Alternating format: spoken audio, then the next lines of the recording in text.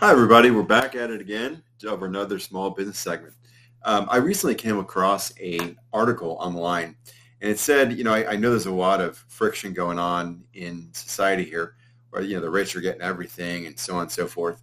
And I thought I'd just break down the article because I'm actually have a lot of experience in preparing taxes, versus what is people think is a bad thing or versus what is a good thing. And it talks about four loopholes that the rich are using, and one of the things, the first thing it talks about is buy and borrow. And, really anyone can do this, whether you don't have to necessarily be quote unquote rich.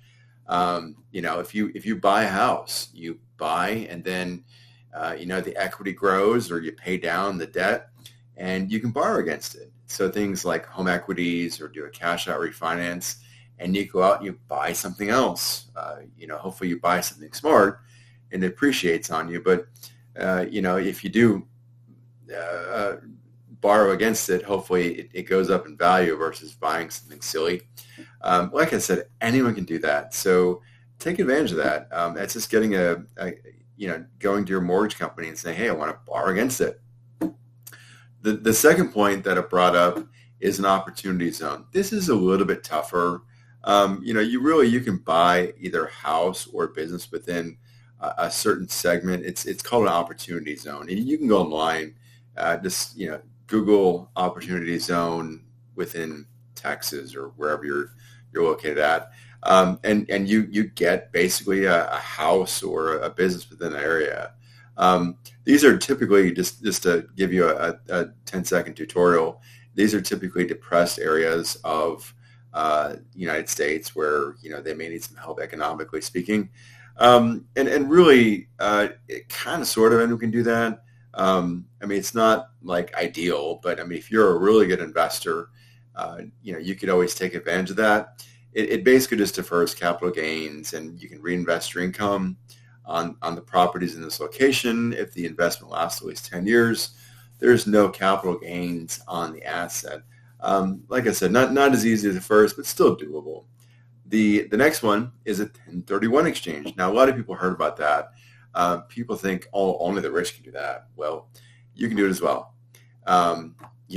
If you have like a second property or a business property, it basically says, okay, if you sell the property and then you turn around and you buy a property, usually within a certain time frame, that exchange, that selling of the original property, is basically the taxes are deferred because you're just rolling it over real quick as far as into a new property, and the IRS says, okay, if you do it within a certain time, there's no taxes off the appreciation that it comes from selling the original as part of in that first part and then turn around and buying the property.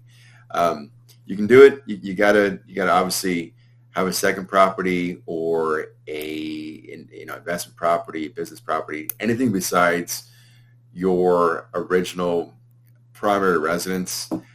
Primary residence, as of right now, the capital gains, i.e., the amount you bought it for versus the appreciating amount, up to $250,000 if you're single, is excluded from your taxes, or if you're married, up to $500,000. That's a good thing. The last point in this segment in the article that it talks about is something called a 721 exchange. Now, this is a little more complicated.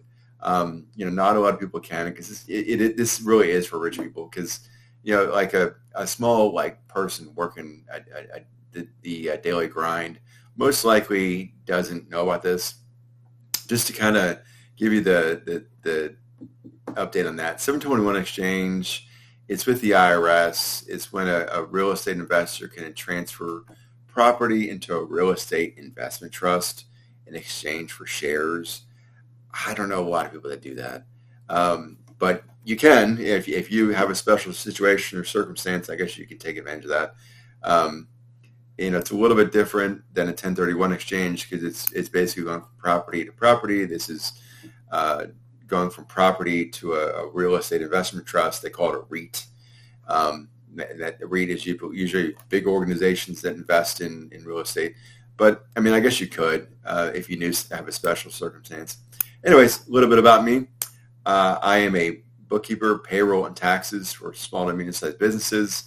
I have a lot of experience in taxes, so I can kind of give you just the background as far as, somebody's being reasonable versus not.